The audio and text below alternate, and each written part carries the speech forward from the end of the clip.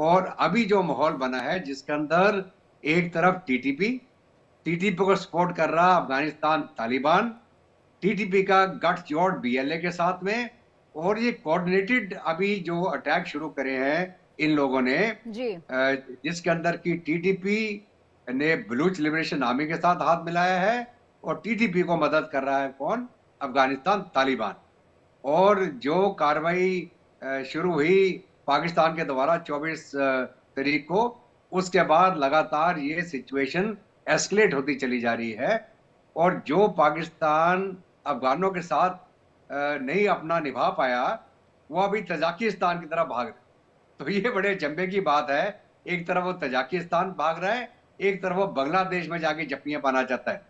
को पता नहीं ये कौन भुक्का भुक्के के साथ क्या करेगा जाके, हमें ये समझ नहीं आ रहा। खैर, तो जहां तक पाकिस्तान का सवाल है, पाकिस्तान आज के दिन में गंभीर समस्या में है। गंभीर समस्या इसलिए है कि अभी जो ग्रेटर पख्तूनिस्तान, ग्रेटर अफगानिस्तान की बात होती है, वो शुरू हो गई है। वो उनका जो फॉरेन मिनिस्टर, उसने ये सरेआम बोला है कि जी हमारा एक एक लड़ाका तुम्हारी एक एक बैलिस्टिक मिसाइल और एटॉमिक हथियार के बराबर है, क्योंकि तुमने तो सारी अपनी बैलिस्टिक मिसाइलों के नाम ही उन्हीं के ऊपर रखे हैं। किसी को अपने गजनी, किसी को गोरी, किसी को अब्दाली, किसी को बाबर। और ये लोग कौन थे? ये सारे अफगानिस्तान के वो थे जिन्होंने आगे हमले करे हिंदुस्तान में, और ये अपने आप को उसकी औलाद समझते हैं।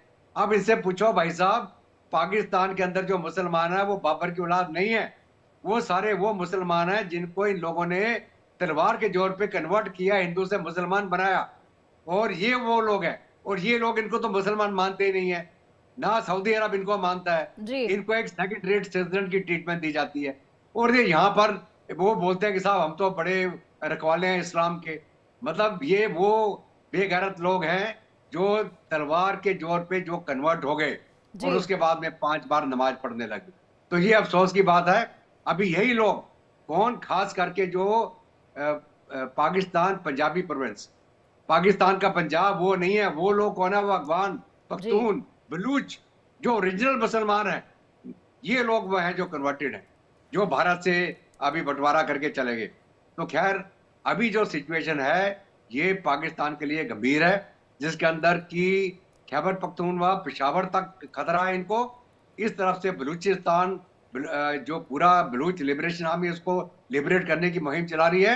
इनके लोग कराची तक, जी इनके लोग सिंध तक, इनके लोग आज के दिन में सुनने में आया कि पंजाब के अंदर भी टीटीपी के लड़ाके पहुंच गए हैं, और बहुत सारे जो बिल्डअप इलाके हैं, जो आबादी के इलाके हैं, उसके अंदर टीटीपी ने अपने मोर्चा बनाना शुरू कर दिए हैं। जी इसका मतलब है कि पाकिस्तान फौज को ये एक फाइटिंग इन बिल्डअप एरिया में लेके आएंगे, जिसके अंदर इनको मतलब इतनी मुश्किलात पैदा हो जाएगी पाकिस्तान आर्मी के लिए कि यहाँ तो ये पूरा डिस्ट्रॉय करे उस इलाके को, और यहाँ वहां से भारी नुकसान खा के वहां से वापस जाए। जी तो ये सिचुएशन जो मेरा आंकलन है आज के दिन में, ये एस्केलेट होने वाली है। ये वखान कॉरिडोर में जाने के जो ख्वाब देख रहे हैं, आपको पता होना चाहिए कि वखान कॉरिडोर चीन के साथ कनेक्ट करता है अफगानिस्तान को। जी क्या चीन चाहेगा कि उसका लिंक अफगानिस्तान के साथ टूट जाए? क्योंकि कोई भी देश का परमानेंट ना कोई दोस्त होता है ना दुश्मन होता है। सब अपने अपने हित को मद्देनजर रख के दोस्ती करते हैं, दुश्मनी करते हैं। जी तो चीन लेकिन कभी नहीं चाहेगा कि उसका लिंक अफगानिस्तान के साथ टूट जाए। जी जी जहां जी तक तजाकिस्तान का सवाल है, ये पाकिस्तान की फौज जब तालिबान के साथ थी, जी तब अहमद शाह मशहूद को इन्होंने, जो नर्दर्न अलायंस वाले थे, उनके खिलाफ काम करा। और जब तालिबान दोबारा कब्जा करने लगी अफगानिस्तान में, उस समय भी पाकिस्तान की फौज, पाकिस्तान की जो एसएसजी है, उन्होंने वो नर्दर्न अलायंस के लोगों के ऊपर हमले करे जाके डायरेक्टली। जी जी और वो कहा से तजाकिस्तान पाकिस्तान की यही रणनीतियां हैं जिनका अब जो है वो खामियाजा भुगत रहा है। मेजर जनरल के शिवाजी, आपके पास आना चाहूंगी। जिस तरीके से दत्ता साहब बता रहे हैं कि जो टीटीपी के लोग हैं, लड़ाके हैं, वो काफी अंदर तक आ गए हैं, आगे बढ़ते चले जा रहे हैं। दूसरी तरफ बीएलए को अब ये समझ में आ रहा है कि पाकिस्तान एक फ्रंट पर तो लड़ रहा है और वहां पर उसके पास जो है मैनेज करना मुश्किल हो रहा है। ऐसे में बीएलए और हावी हो रहा है। सीधी सी बात है कि एक तो आपस में इनका गठबंधन है और दूसरा मौके का, सिचुएशन का फायदा उठा रहे हो। हाँ, देखो पूजा, सच्चाई ये है जी कि ये 2-3 साल पहले इनका गठबंधन नहीं था। जो जी बलूचिस्तान लिबरेशन आर्मी अकेली लड़ रही थी और तहरीक तालिबान पाकिस्तान वो अकेला लड़ रहा था। मगर जब एनमीज एनमीज माय फ्रेंड, तो इन दोनों के बीच में तालमेल हो गया है और ये आप जो है कोऑर्डिनेटेड अटैक कर रहे हैं कि जी बलूचिस्तान लिबरेशन आर्मी जो है वो स्ट्राइक कर रही है बलूचिस्तान में। और क्योंकि बलूचिस्तान के अंदर ये सच्चाई है कि जो चाइना पाकिस्तान इकोनॉमिक कॉरिडोर है वो एक प्रकार से अभी कंप्लीट नहीं हो पाएगा, क्योंकि 33% इसकी कंप्लीशन हुई है। बाकी जो प्रोजेक्ट्स हैं उनके ऊपर हमला कर रही है बलूचिस्तान लिबरेशन आर्मी, और वो ज़्यादातर सेलेक्ट कर रही है चीनियों को। तो जो चीनी टेक्नीशियन और इंजीनियर थे वो भी भाग गए अभी। वो कहते हैं कि यहाँ पर हम काम नहीं कर पाएंगे, और स्पेशली जो ग्वादर पोर्ट है उसको वो ऑपरेशनलाइज नहीं होना चाहते, क्योंकि वहाँ के मछुआरे अब जा नहीं सकते समुद्र में। और ये सारा एक्सप्लॉइटेशन हो रहा है कि वहाँ पर बहुत बड़ी इंडस्ट्री लगाने की कोशिश कर रहा है चीन, जिसके अंदर जिंक, कॉपर, आपका कोबाल और आयरन, इसके बाद गैस, ऑयल, सबको एक्सप्लॉइट कर रहा है। तो ये सच्चाई, बलूचिस्तान लिबरेशन आर्मी अब बहुत ज़्यादा सटीक हमले कर रहा है, और वो बलूचिस्तान में नहीं, उसकी पहुंच सिंध तक है, वो कराची तक भी हमले करता रहा है। और अब अगर आप देखें कि साथ में ही अब तहरीक तालिबान पाकिस्तान है, वो भी बहुत बोल्ड हो रहा है, वो हमले कर रहा है खैबर पख्तूनख्वा में। वो हाइपोथेटिकल लाइन को नहीं मानता तालिबान भी, और ना ही ये टीटीपी मानते। वो कहते हैं कि ये तो 19वीं सेंचुरी में जो ड्रॉ की गई थी, हम इसको बिल्कुल नहीं मानते। पश्तून दोनों तरफ हैं, और जब हमले हो रहे हैं, जो स्पेशली जब से पाकिस्तान ने एयर स्ट्राइक की है अफगानिस्तान के अंदर, जहां पर 50 के करीब औरतें और बच्चे मार दिए हैं, तो पलटवार तालिबान ने भी किया है। और तालिबान ने 18 पोस्ट पे हमला किया, उनमें से 8 पोस्टें अभी भी कब्जा कर रखी है। कम से कम 20 के करीब जो पाकिस्तानी जवान थे उनको भी मार दिया।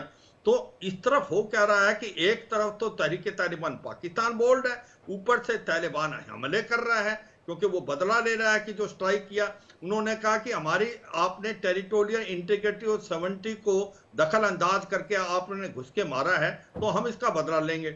और ऊपर से तहरीक तालिबान पाकिस्तान जो है वो खैबर पख्तून में हमला कर रहे हैं। तो 3 जगह से अब घिर गया है पाकिस्तान, और पाकिस्तान को समझ नहीं आ रहा है निकले तो निकले कैसे। और अब सच्चाई ये है कि इससे हो क्या रहा है, क्योंकि पाकिस्तान की जो इकोनॉमी है वो पहले ही अच्छा नहीं करी, तो ठप हो गई है बिल्कुल। और अब क्या जो इन्वेस्टमेंट आने वाले थे, कुछ एक इन्वेस्टमेंट की बात हो रही थी, सऊदी या यूएई से आएंगे। जब से ये 2 भिन्न सिचुएशन उन्होंने देखी हैं, वो इन्वेस्टर भी मुकर गए, वो भी नहीं आना चाहते। क्योंकि कौन आएगा पाकिस्तान में जहां पर हालात इतने खराब हैं, पॉलिटिकल इंस्टेबिलिटी, इकोनॉमिक क्राइसिस, और आपका आतंकवाद बढ़ता जा रहा है। तो लॉ एंड ऑर्डर की सिचुएशन बहुत अच्छी नहीं है पाकिस्तान में। और पाकिस्तान ने अपनी जो गेम खेली है वो मुझे लगता है बहुत गलत खेल ली।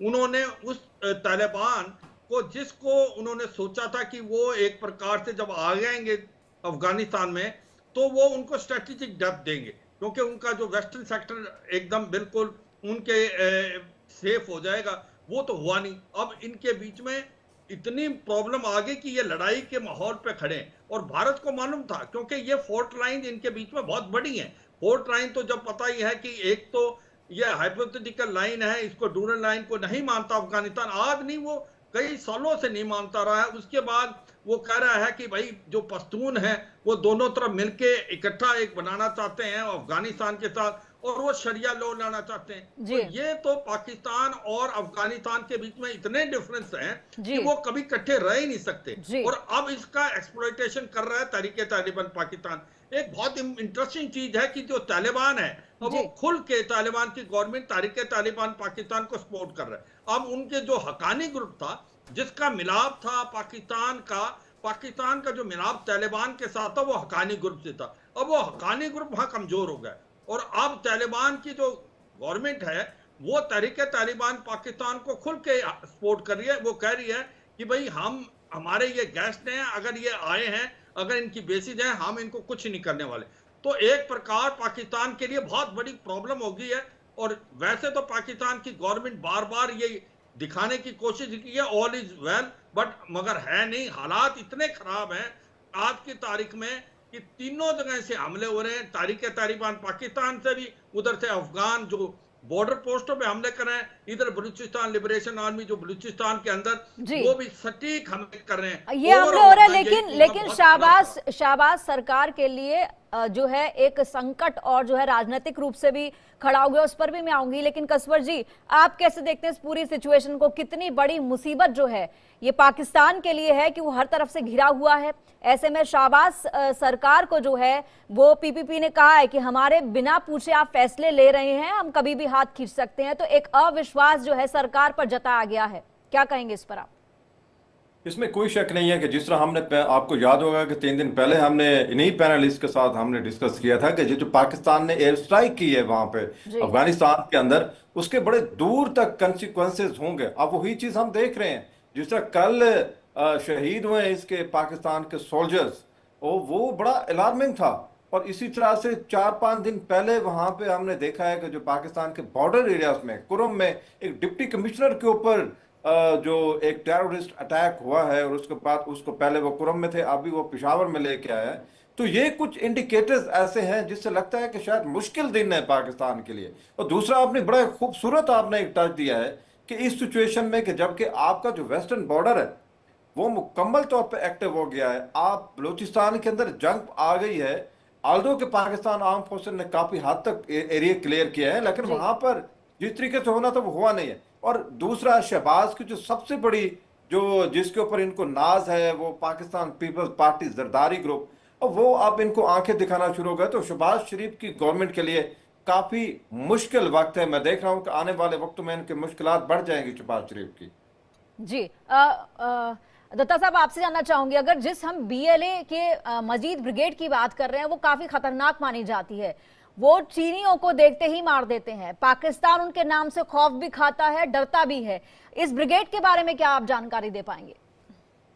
देखिए, ऐसा कि जो बलूच लिबरेशन आर्मी का मजीद ब्रिगेड है जी ये एक प्रकार से उनका कमांडो यूनिट है, स्पेशल फोर्स बोलते हैं उसको।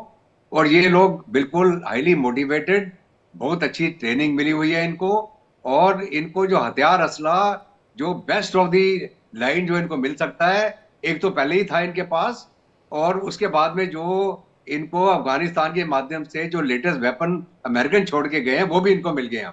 क्योंकि जब एक गठबंधन हो जाता है जो दो पार्टियों के बीच में, तो इनको अभी तालिबान भी सपोर्ट कर रहा है, और जब इनके ऊपर ज्यादा प्रेशर आता तो ये इधर से डोरेंट लाइन क्रॉस करके वापस कंधार के एरिया में भी जाके छुप जाते हैं। इनको वहां पनाह भी मिलती है, इनकी फैमिली भी उस इलाके में रह रही है। तो अभी अगर आप बलूचिस्तान की बात करें तो वहां पे पख्तून आबादी बहुत हद तक बढ़ चुकी है, और साथ में जो बलूच है वो है, हालांकि आपस में थोड़े डिफरेंसेस इनके रहेंगे। अगर बाद में सब्सिक्वेंटली कोई जो मुद्दा खुल के आया कि जब बलूचिस्तान आजाद होना है, यहाँ ग्रेटर अफगानिस्तान बनेगा पेशावर तक, तो वो बात अलग है। लेकिन फिलहाल इन्होंने हाथ मिला लिया है, और ये हाथ मिलाने के साथ साथ जो मजीद ब्रिगेड है, इनके लड़ाके बहुत ट्रेंड है। इन्होंने जितने बड़े बड़े हमले करे हैं पाक फौज के ऊपर, वो मजीद ब्रिगेड के लड़ाकों ने करे, और इनकी मोटिवेशन बहुत हाई लेवल की है। इनका अगर आप हथियार असला देखें, इनका यूनिफॉर्म देखें, तो आपको लगेगा बिल्कुल किसी रेगुलर आर्मी के लोग हैं ये।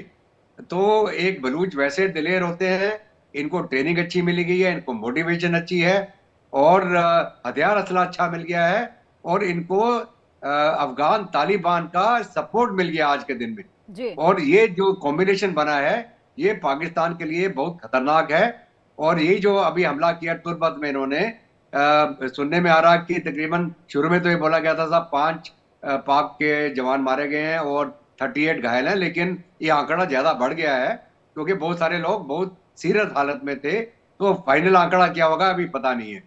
तो ये सीरियस काम है। अभी मैं अगर ये इसका काउंटर उदाहरण दूं, पाकिस्तान ने क्या पॉलिसी बनाई थी, जो ऑफ टोपैक चलाएंगे भारत के खिलाफ, ब्लीड इंडिया विद 1000 कट्स। अभी ये 1000 कट इनको लगने वाले अपने आप ही, इनकी अपनी करनी अपनी भरनी होने वाली है, इनके 1000 कट होने वाले हैं, और ये अपने आप को कहां से बचाएंगे। और अभी तो ये भारत की फौज ने सीजफायर कर रखा है लाइन ऑफ कंट्रोल पे। अगर इन्होंने कहीं पंगा ले लिया हमारे साथ तो फिर भारत भी यहाँ से शुरू हो जाएगा, और फिर हम देखेंगे किस तरह भागते हैं, चीन के पास जाएंगे कि अमेरिका के पास जाएंगे। और ये आज के दिन में जो बांग्लादेश के साथ जाके झपकियां पा रहे हैं बिना पैसे के, पाकिस्तान कोई काम नहीं करता। इनसे पूछो साहब, एक किसने पैसा दिया आपको बांग्लादेश से जप्फी पाने का, बांग्लादेश के जाके वहां पे ट्रेनिंग कराएंगे जी, हम हथियार असला बेचेंगे, क्योंकि बांग्लादेश के पास तो पैसा नहीं है आपसे खरीदने का। वो क्या खरीदेगा? एक भूखे मुल्क से भूखा मुल्क क्या खरीदेगा?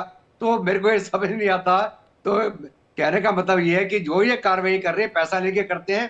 इनको अमेरिकन डीप स्टेट ने पैसा दिया कि आप बांग्लादेश में थोड़ी हरकत करा दो, इंडिया हमारे काबू नहीं आ रहा, तो इन्होंने जाके वहां खेल खेला। और अगर इंडिया ने अपना खेल खेल दिया तो फिर इनको समझ लीजिएगा हम जाए कहाँ, ना बांग्लादेश को समझ आएगा ना पाकिस्तान को समझ आएगा। तो इंडिया बड़ा मैच्योर कंट्री है, हम ये टटपुंजिये की तरह काम नहीं करते हैं। ये आज के दिन में पाकिस्तान का वो हाल हो गया बनाना रिपब्लिक, बिल्कुल प्योर बनाना रिपब्लिक का हाल हो गया है, जहां पर किसी प्रधानमंत्री को जेल में डाल दो, किसी की गवर्नमेंट बना दो, कहीं इलेक्शन के पूरे रिजल्ट लीक कर दो, और कहीं पे पैसा लेके हमला कर दो, कहीं पैसा लेके भाग लो। तो ये भी कह सुनने में आया कि इनको पैसा दो तो ये अपनी पोस्ट भी छोड़ के भाग जाएंगे। तो ये हाल है पाकिस्तान फौज का, जिन्होंने आज तक नकली नोट छापे, इन्होंने पूरा जो बोलते हैं वो ड्रग ट्रेड करा, इन्होंने हथियार असला बेचा जो अमेरिका से इनको मिलता था, जगह जगह इन्होंने बेचा, ये अपना न्यूक्लियर टेक्नोलॉजी तक बेचे।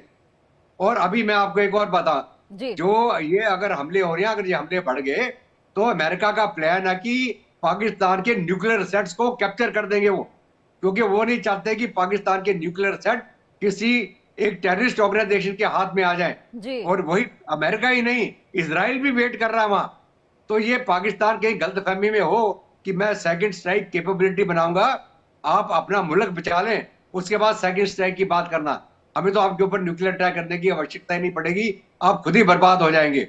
तो ये बात पाकिस्तान की अवाम को सोचनी पड़ेगी। हमारी सहानुभूति है पाकिस्तान की अवाम के साथ कि पाकिस्तान की अवाम को ऐसी फौज मिली, ऐसी उनकी गवर्नमेंटें मिली, ऐसे लीडर बने कि जो इस मुल्क को लूट के खा गए। जी, लीडर्स पर ही थोड़ा मैं आना चाहूंगी। शिवाजी, आप कैसे देखते हैं? सब तरफ से अटैक हो रहा है, पाकिस्तान के पास पैसा नहीं है, अलग वो प्रॉब्लम है। अब जो ये पॉलिटिकल सिचुएशन क्रिएट हो रही है, अगर मान लीजिए शहबाज सरकार गिर जाती है, हमले ऐसे में होते हैं, तो पाकिस्तान का हश्र क्या हो सकता है? शिवाजी,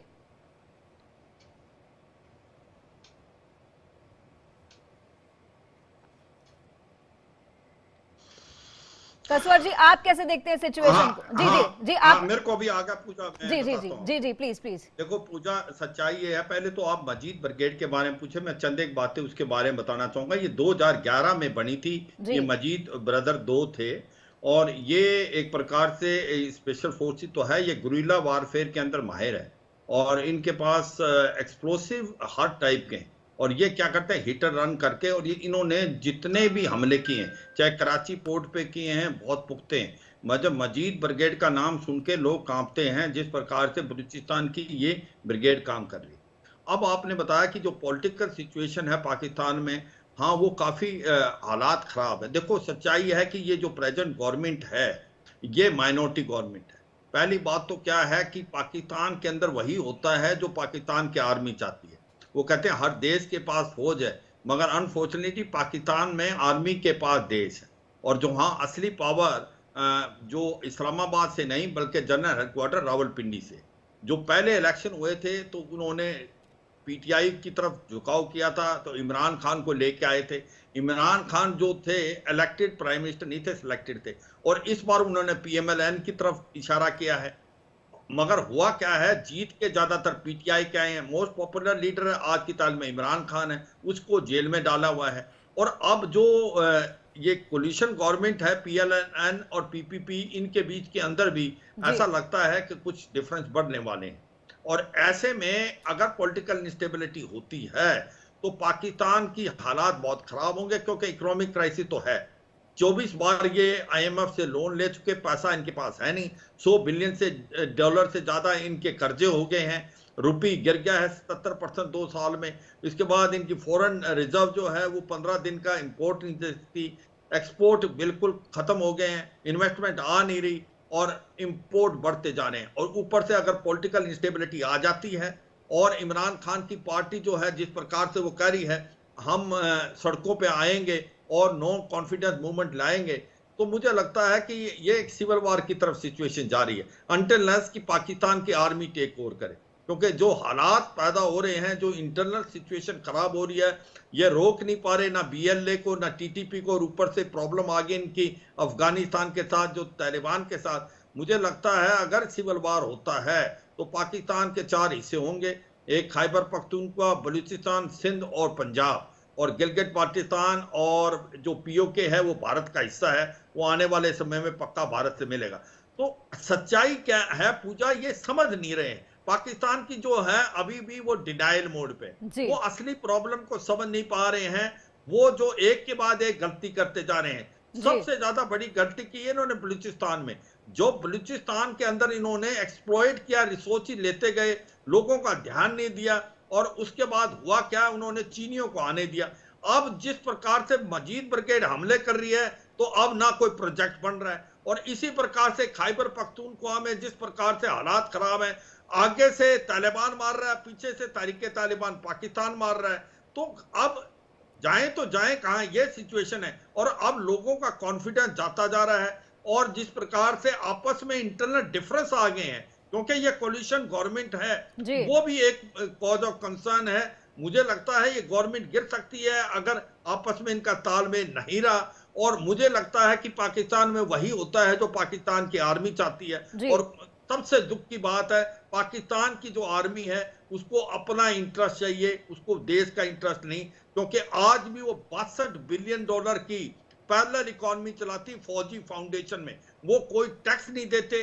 और सच्चाई यह है कि आज रियल एस्टेट से लेके बैंक, कोलगेट से लेके सीमेंट, वो सब पाकिस्तान की फौज बनाती जो फौजी फाउंडेशन में। और ऐसे में जिस प्रकार से अभी हालात चल रहे हैं पाकिस्तान में, तो मुझे लगता है बहुत मुश्किल होगा आने वाले समय में पाकिस्तान को बचाना, क्योंकि एक सिविल वॉर की तरफ जाता नजर आ रहा है। जी कसवर जी, आप कैसे देखते हैं कि सिविल वॉर की तरफ तो देश जा ही रहा है पाकिस्तान, लेकिन वो भारत का कश्मीर का पीछा नहीं छोड़ता। शहबाज शरीफ ने एक बार फिर से जो है कश्मीर में जनमत संग्रह कराने की मांग कर दी है। इसके अलावा जो विदेश मंत्री हैं इशराक जी, वो फिर से जा रहे हैं वहां पर। बांग्लादेश में 2012 के बाद जो है अब कोई विदेश मंत्री वहां पर जा रहा है। इसे कैसे देखते हैं कि अपना आप पहले घर संभालिए, उसके बाद आप दूसरे की बात कीजिए? देखिए, एक चीज तो बहुत ही वाज़ेह है कि पाकिस्तान के अंदर जितने भी हालात खराब इस वक्त हैं, इससे पहले भी होते रहे, तो सिविल वार का तो कोई किसी किस्म का, ये मैं आपको बड़ी अथॉरिटी के साथ कह सकता हूँ, ना इसका कोई खतरा है और ना ही आने वाले समय में इस किस्म की हो सकती है। जब मैं कहता हूँ कि मुश्किलात पाकिस्तान के लिए बढ़ेगी, तो इकोनॉमिक जो मुश्किलात हैं वो तो ऑलरेडी मौजूद है। पोलिटिकली कोलिशन गवर्नमेंट है, लेकिन पिछली गवर्नमेंट की जानिब से अगर कंपेयर करें तो ये थोड़ी सी स्टेबल मुझे नजर आती है। पीपल्स पार्टी कर रही है इनके साथ छेड़छाड़, लेकिन मुझे लगता है कि पॉलिटिकल स्टेबिलिटी की तरफ भी, इनस्टेबिलिटी की तरफ ये नहीं जाएगा। बाकी जिस तरह आप ये बात कर रही हैं कश्मीर की, तो पाकिस्तान का तो एक जो फॉरेन पॉलिसी है वो तो है ही उसी के ऊपर। 47 से लेकर अब तक कश्मीर, कश्मीर एंड जस्ट कश्मीर। आप ये देखेंगे कि कुछ भी हो सकता है, लेकिन कश्मीर की सपोर्ट से ये पीछे नहीं हटेंगे। लेकिन एक खूबसूरत बात आई है हमारे पैनलिस्ट की जानिब से, क्योंकि बड़े अच्छे तरीके से पाकिस्तान के मामलात को ये देखते हैं। कोई शक नहीं है कि पाकिस्तान की आर्म फोर्सेस हमेशा पावरफुल रही हैं, और इसमें मैं आपको वाज़ेह तौर पे कह सकता हूं कि पाकिस्तान के अंदर, क्योंकि मैं यहाँ पे इस्लामाबाद में मौजूद हूँ, तो ऐसा ही है। इमरान खान को गवर्नमेंट जो थी वो यही लेके आई है, आर्मी। नवाज शरीफ को आर्मी लेके आई है। जुल्फकार अली भुट्टो की पैदाइश जो है वो अयूब खान के दौर में हुई है, तो वो भी आर्म फोर्सेस के हैं। पाकिस्तान के अंदर इस वक्त जितने भी पॉलिटिकल पार्टीज हैं, मोर और लेस, वो सारी की सारी मरहून मिन्नत है आर्म फोर्सेस की। तो अगर ये सिचुएशन हो तो फिर ऐसे जैसे देश में कैसे पाकिस्तान की आर्म फोर्सेस पावरफुल ना हो, ये एक क्वेश्चन मार्क है। नवाज शरीफ, इमरान खान, उसके बाद पीपल्स पार्टी, ये सारे के सारे इन्हीं की पैदावार है। इसमें कोई शक ही नहीं है। इसमें भले किसी को अच्छा लगे, किसी को बुरा लगे, सिविल वार की तरफ पाकिस्तान बहुत पहले का जा चुका होता अगर आर्म फोर्सेस यहां पर पावरफुल ना होती। लेकिन जिस तरह कश्मीर का जो आपने क्वेश्चन किया, एक स्टैंड पॉइंट है आपका। क्वेश्चन अपनी जगह पर ठीक है कि आप इकोनॉमिक स्टेबिलिटी के ऊपर फोकस करना चाहिए, लेकिन कश्मीर पाकिस्तान की प्रायोरिटी रहा है और ये रहेगा। ये तमाम गवर्नमेंट इसके ऊपर मुतफिक है। लेकिन आने वाले समय में मेरा ख्याल है कि पाकिस्तान की मुश्किलात टीटीपी को देखते हुए, बलूचिस्तान लिबरेशन आर्मी को देखते हुए हमारे दोस्त एक चीज भूल गए, जिसमें दाइश का बड़ा है, आईएसएस, ये ट्राइका बनी है, उसका भी बड़ा रोल है। तो इस किस्म की सिचुएशन में जबकि आईएमएफ भी आपको आंखें दिखा रहा है, तो पाकिस्तान की गवर्नमेंट के लिए काफी मुश्किलात हैं। आने वाला वक्त काफी मुश्किल मुझे लग रहा है पाकिस्तान की, खास जिसकी भी गवर्नमेंट आती है, जिसकी भी आती है, लेकिन जी आने वाला तो मुश्किल है पाकिस्तान के लिए। जी major general VK Datta ji, आप कैसे देखते हैं? कसवर जी कह रहे हैं कि सिविल वॉर की कोई सिचुएशन नहीं है, लेकिन जो इंटरनेशनल पॉलिसी है पाकिस्तान की, वो सिर्फ कश्मीर कश्मीर कश्मीर के राग पर चलती है, और अब बांग्लादेश का विजिट करने वाले हैं विदेश मंत्री पाकिस्तान के। कैसे देखते हैं आप इन सब चीजों को? देखिए, ऐसा है कि सिविल वॉर कब शुरू हो जाए और कब एक देश कोई ताश के पत्तों की तरह गिर जाए, जी ये उदाहरण मैं आपको सीरिया का दूंगा, क्योंकि बिल्कुल रिसेंटली आपके सामने ये घटना घटी। जी ये कहना कि कोई चीज नहीं हो सकती है एक गलतफहमी है, कुछ भी हो सकता है। और इसलिए आदमी को वर्स्ट केस सिनेरियो लेके चलना चाहिए। हम तो हमेशा ये चाहेंगे कि हमारे पड़ोस में एक अच्छा पड़ोसी होता, एक हमसाया होता, जो इकट्ठा एक मुल्क बंट के दो मुल्क बने तो पूरी जगह तरक्की होती, आवाम खुशहाली होती और आप आगे चलते। उसके बिनस्पत पाकिस्तान लगातार हथियार बंदी करता रहा, फौज को बढ़ावा देता रहा और कश्मीर का मुद्दा जापता रहा। वो अभी चलो पाकिस्तान की फौज को एक और बहाना मिल गया है कि भारत से तो खतरा था ही, अभी उनको अफगानिस्तान से भी खतरा हो गया, बलूचिस्तान से भी हो गया, हो सकता है ईरान से भी हो जाए, हो सकता है अभी इसराइल की कोई कार्रवाई कर जाए। तो ये तो पाकिस्तान की फौज को और ताकत में रहने का एक तो और मौका मिल गया। अभी जहां तक इनका फॉरेन मिनिस्टर का बांग्लादेश जाने का सवाल है, 5 फरवरी के आसपास शायद वो जाएंगे। जी अभी वो जाके क्या बातचीत करेंगे, क्या देने जाएंगे और क्या लेने जाएंगे? मतलब वही मैं आपको पहले भी बता रहा था कि जी पाकिस्तान कहीं भी उस ऐसे जगह नहीं जाता जहां उनको कोई फायदा ना दिखता हो, कोई पैसा ना मिलने वाला हो। और जब कोई पाकिस्तानी ऐसे मुल्क में जा रहा हो जहां खुद ही भूखा नंगा है, तो वो क्या करने जा रहा है? वो जाने की वजह है कि उसको किसी ने पैसे दिए हैं, भैया जा कुछ करवा के आ। और क्यों करवा के आ, इसका मैं एक उदाहरण दूंगा आपको। जी जी अमेरिका के अंदर जो बाइडेन की सरकार जॉर्ज सोरोस को अमेरिका का सर्वोच्च नागरिक सम्मान देने वाली है। जी जी जी आप पूछो साहब, जॉर्ज सोरोस को किस बात का आप अवार्ड देने वाले हैं? वो भी जो बाइडेन। और ट्रंप ने क्या बोला था कि जो डीप स्टेट है अमेरिका का, मैं जिस दिन ताकत में आऊंगा इनका मैं जड़ें काट दूंगा। तो वो जड़ें कटने से पहले वो उसको एक अवार्ड देना चाहते हैं, भाई तूने बड़ा अच्छा काम किया, तूने अमेरिका का डीप स्टेट के लिए बहुत जंगें लड़वाई, बहुत सारी गवर्नमेंटें गिराई, और इसलिए भैया तू हमसे अवार्ड ले ले।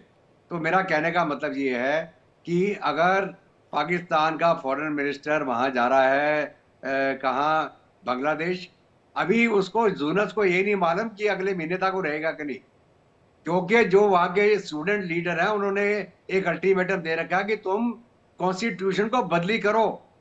और आपको मालूम होना चाहिए, अगर कोई देश अपना कॉन्स्टिट्यूशन बिना इलेक्टेड गवर्नमेंट के माध्यम से करता है तो वो देश जी के ऊपर सैंक्शन लग जाती है इंटरनेशनल। तो क्या बांग्लादेश की आर्मी चाहेगी कि बांग्लादेश के ऊपर सैंक्शन लग जाए और वो भी उसके लपेटे में आ जाए?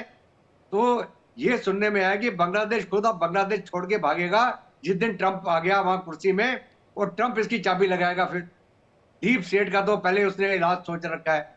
और एलोन मस्क ने एक कमेंट किया है जो बाइडेन के ऊपर जी कि जी वो कहता है बड़ा हदप्रद है कि एक लाफेबल कि आप जॉर्ज सोरोस को एक अवार्ड देने वाले हैं। तो मेरा कहने का मतलब यह है कि पाकिस्तान को सोच के चलना चाहिए, कब तक ये कठपुतली बन के रहेंगे? क्यों नहीं अपने पैरों पे खड़े होते, अपने अवाम की भलाई देखते? एक जेन्युइन इलेक्टेड गवर्नमेंट जो अवाम चुने, अपना लीडर चुने, उसके माध्यम से आप अपना मुल्क चलाएं। और फौज को बोले भैया बैरक में चले जाओ, अपना काम करो। फौजी जब कोई जंग लड़ेगी तो जाना। देश के अंदर क्यों आपने गदर मचा रखा है? क्यों जगह जगह पर आप आईएसए का इस्तेमाल कर रहे हैं, लोगों को डरा रहे हैं, मीडिया को डरा रहे हैं?